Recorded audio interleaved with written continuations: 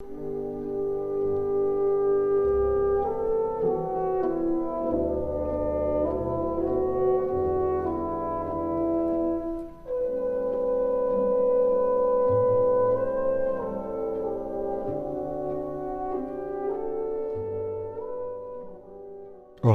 sejamos todos uma vez mais muito bem-vindos a mais um podcast da nossa reunião de estudos do Evangelho do Grupo Espírita Irmão Áureo. Hoje eu estou bastante sensibilizado ao gravar essa introdução para o nosso podcast. A elaboração do estudo e dos momentos de reflexão coube a mim, Fabiano, tá? E lembrando que a gente está estudando o Evangelho, dessa vez seguindo os capítulos do livro Boa Nova de Humberto de Campos. E reconhecemos o quão importante é o trabalho desse cronista maravilhoso do plano espiritual, o nosso irmão X, que teve o coração profundamente tocado e, dando aqui um pequeno spoiler do que a gente vai tratar hoje, se dispôs, se entregou integralmente à nova tarefa proposta, tal qual a narrativa de hoje. A gente vai abordar o capítulo 4, que narra o encontro de Jesus com a família Zebedeu, na confirmação dos dois discípulos, filhos de Salomé e Zebedeu, tais sejam Tiago e João. Então eu fiquei muito sensibilizado ao preparar esse estudo, espero que as reflexões propostas sejam importantes aos nossos corações e que, sobretudo, consigamos permanecer nas vibrações profundas do Evangelho como convite sublime que se repete incessantemente aos nossos corações. E, já que falamos em convite incessante, repetiremos sempre, junte-se a nós no esforço que a gente faz por divulgar o Evangelho, por divulgar a mensagem do bem, por divulgar aquilo que reconhecemos como necessário diante de tantas dificuldades, e o capítulo de hoje fala disso, das dificuldades, mas fala sobretudo de um novo olhar que devemos buscar. Te convidamos novamente, incessantemente convidaremos. Esteja junto conosco, de qualquer forma que você se dispor. Pode ser apenas ouvindo? Pode, mas vamos refletir, a gente pode algo mais, Participe conosco, coloque o seu comentário, entre em nossas redes sociais, compartilhe os links, convide mais pessoas para estar junto a nós refletindo, trazendo diferentes pontos de vista. Tudo isso enriquece e muito. A diversidade é fundamental dentro da proposta que a gente tem de refletir sobre o Evangelho, sobre a doutrina espírita e sobre os convites incessantes que Jesus, a espiritualidade maior e que Deus, nosso Pai, nos faz a todos os momentos da nossa vida. Fica aí, uma vez mais, o nosso convite. No nosso encerramento, a gente pede que você escute até o final, porque Maria Dolores, uma vez mais, nos brinda com uma poesia lindíssima, que será seguida da nossa prece de coração. Caso você queira, pode colocar um recipiente com água, que certamente a espiritualidade maior estará junto a nós, acompanhando os nossos esforços e atendendo ao que verdadeiramente o nosso coração, o nosso corpo, a nossa alma precisa. E, então, finalizamos com o nosso convite repleto de carinho e afeto. Vamos ouvir?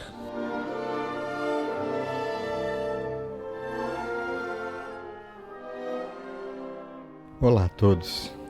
É realmente um grande desafio no estudo dos capítulos do livro Boa Nova conseguir sintetizar em tão pouco tempo tantos ensinamentos encontrados na obra de Humberto de Campos e na narrativa das passagens selecionadas do Evangelho.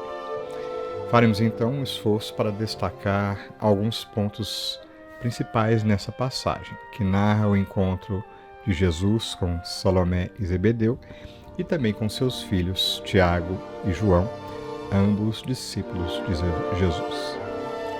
Iniciaremos nossa discussão, portanto, destacando dois pontos importantes que antecedem a passagem e que não se encontram explicitamente descritos por Humberto de Campos.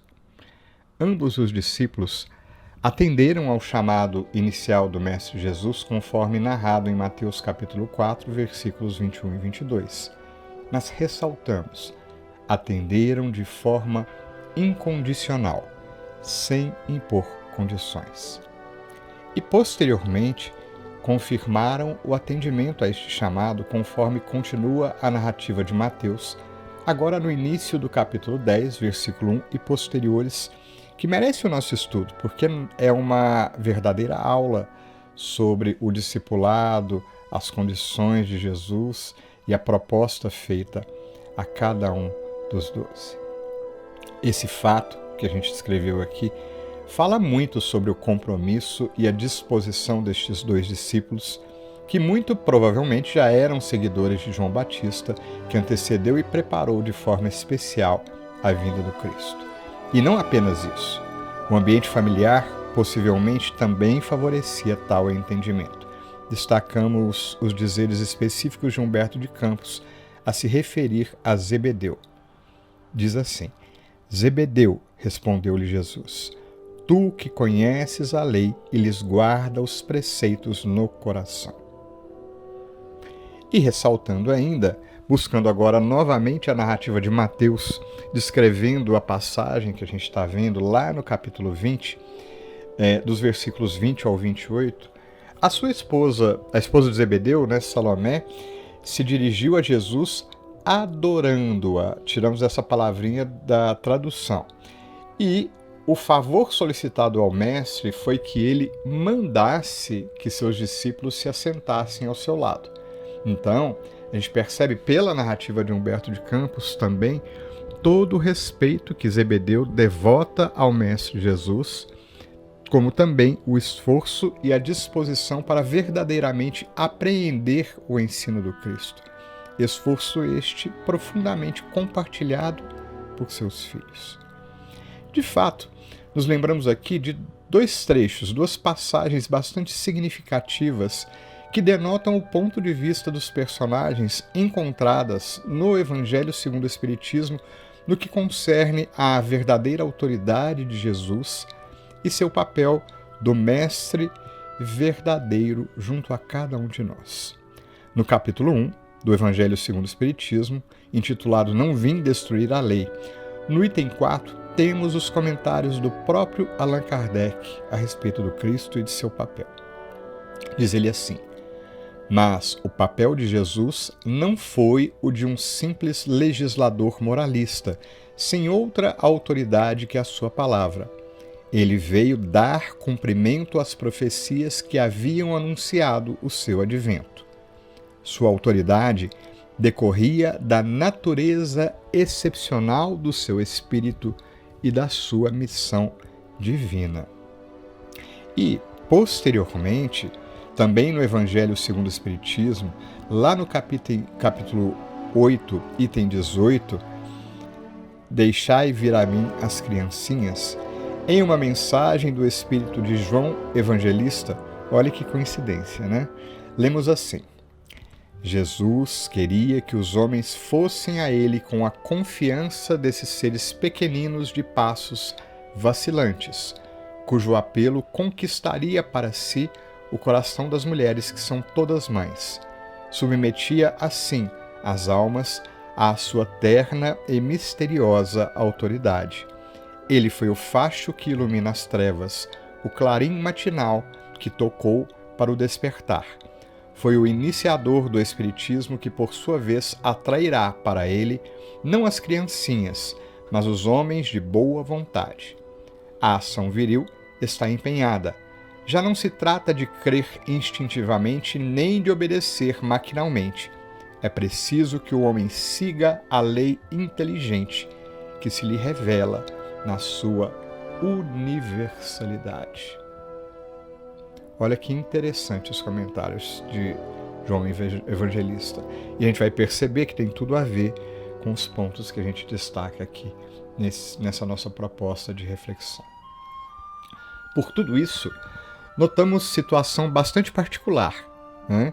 Apesar de Salomé e seu esposo, né, já possuírem algum contato com posturas espiritualizantes e algum conhecimento a respeito das leis morais e espirituais, eles ainda não conseguem se desprender dessa busca por garantir a segurança e conforto imediato para os filhos. Postura essa muito semelhante a diversas atitudes nossas durante a vida. Deveríamos, portanto, refletir mais no ensino tanto de Jesus quanto dos Espíritos, de forma que essa crença, a crença que vem sendo trazida de forma tão clara, né, se tivesse bem fundada e solidificada em nosso ser, agisse de forma mais efetiva na mudança em nossas ações, sentimentos e palavras, conforme ainda nos adverte Allan Kardec mais uma vez, também no Evangelho segundo o Espiritismo, capítulo 2, Não vim destruir a lei, no item 5, intitulado O Ponto de Vista. Diz assim o codificador: a ideia clara e precisa que se faça da vida futura dá uma fé inabalável no porvir, e essa fé tem consequências enormes sobre a moralização dos homens, porque muda completamente o ponto de vista sob o qual eles encaram a vida terrena. Que interessante a colocação do codificador, né? Mas Jesus, profundo conhecedor da alma humana, se dirige carinhosamente à mãe terrena que o procurava, percebendo suas reais intenções. E segundo nos fala Humberto de Campos, a ela se dirige com outra afirmação intrigante, que não responde à pergunta, antes a intriga muito mais. Diz assim: antes de tudo, preciso saber se eles quererão beber do meu cálice. Se a gente tiver um olhar atento, né, Jesus remete àquela mãe a uma profunda reflexão.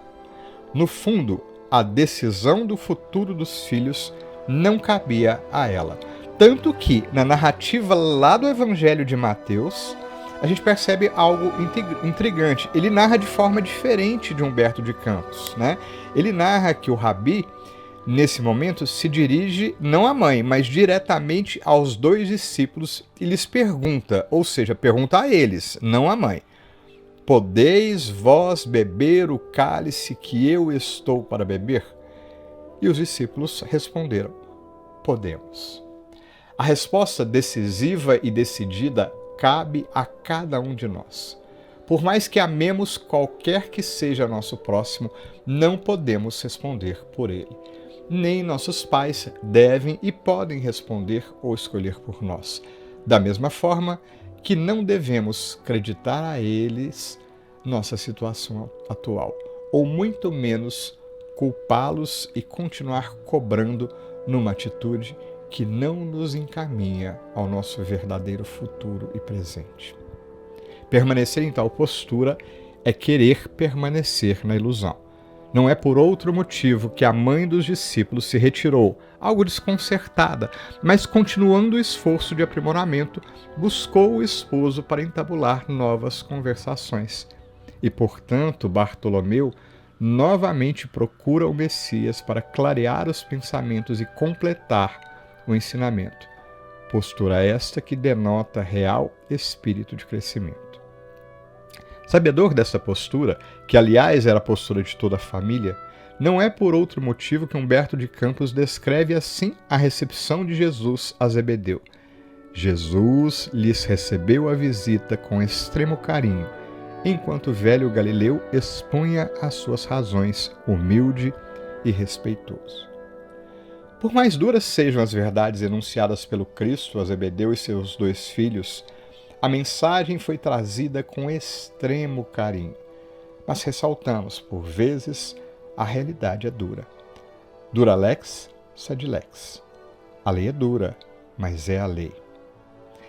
E esta é a essência de todo o ensinamento poética e lindamente descrito pelo excepcional cronista do mundo espiritual, Humberto de Campos. Não podemos e nem devemos perder de vista a sublimidade dos princípios que regem toda a vida e o universo. Por maiores sejam as dificuldades criadas por nós mesmos, através dos nossos desequilíbrios e suas funestas consequências que hoje colhemos, A perfectibilidade das leis divinas consegue extrair de cada situação, se tivermos olhos de ver, tanto a certeza da vitória quanto as recompensas futuras. Entretanto, conforme ressalta o Cristo na narrativa, dizendo assim: a paz da consciência pura e a resignação suprema à vontade de meu Pai são do meu reino. Mas os homens costumam falar de uma paz que é ociosidade de espírito e de uma resignação que é vício do sentimento. Trago comigo as armas para que o homem combata os inimigos que lhe subjugam o coração, e não descansarei enquanto não tocarmos o porto da vitória. Eis porque o meu cálice agora tem de transbordar de fel, que são os esforços ingentes que a obra reclama. E mais uma vez, nos convida o Cristo à divina reflexão. O que verdadeiramente queremos? O que verdadeiramente buscamos? Talvez ainda não estejamos prontos para responder ao Cristo que já podemos estar ao lado dele. Mas suspeito que tal reflexão deve acompanhar indefinidamente nosso espírito em nossa jornada espiritual. Sempre poderemos mais um pouco a cada dia. Nosso melhor esforço de amanhã será, no mínimo, diferente de nosso melhor esforço de hoje, face às novas experiências vividas. Não é por outro motivo que Jesus, com profunda sabedoria, completa o ensinamento aos novos discípulos, dizendo ainda que a certeza de quem se postará ao lado dele, mesmo ambos já tendo aceitado o convite, caberia apenas ao Divino Pai, a quem pertence a onipotência e onisciência. Jesus, então, demonstra conhecimento profundo, nos dizendo que ele, semelhante a nós, tem suas limitações. Mas, semelhante ao arremate da narrativa proposta por Humberto de Campos, o mestre reconhece que Deus, em sua perfeição infinita, nos faculta, na observação da natureza, o quanto podemos nos aproximar da compreensão da divindade. Nada é estático. Tudo está em constante mudança e evolução sob a condução excelente da divina providência. Inclusive nossos próprios corações, quando parecem perdidos, encontram-se entregues às amorosas mãos de Deus. Quanto mais sintonizarmos com as verdades divinas, mais docilmente devemos nos entregar a estas leis. E por fim, arremata o sublime Mestre, se dirigindo a todos nós. Temias a Deus, agora o amas.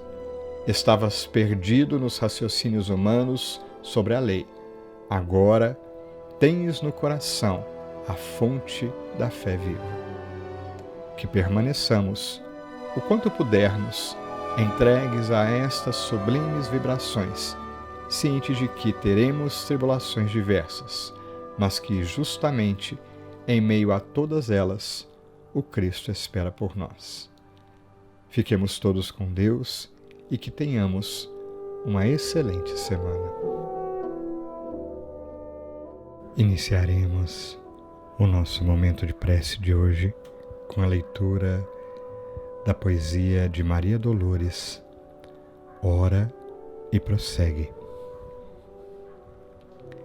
Penso entender-te, coração amigo, quando o dia flameja e a terra benfazeja parece um colo maternal.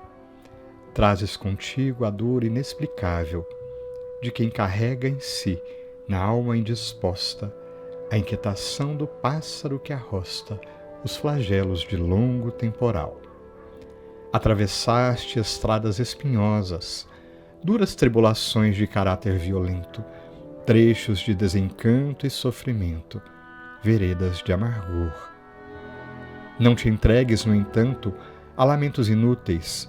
A queixa acende fogo em palhas vazias, mergulhando-te os dias em desespero arrasador. Ante o barulho das questões humanas, mesmo nas que te firam a pessoa, afasta-te do mal, serve e perdoa. não te prendas às teias do pesar. Recorda, toda nuvem surge e passa, sob o tempo em carreira desmedida, como a dizer que a vida pede mais esquecer do que lembrar. E hajam crises ou não pelo caminho, ergue um templo à oração no próprio peito, resguardando na fé o campo eleito dos teus sonhos e anseios tais quais são. E reterás contigo o lúcido encanto da verdade que ampara, eleva e ensina, encontrando na luz da paz divina a voz dos céus no próprio coração. E então, Jesus,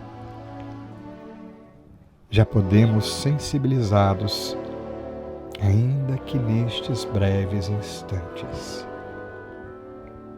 encontrar um cadinho da luz divina na paz desses instantes de oração junto a Ti.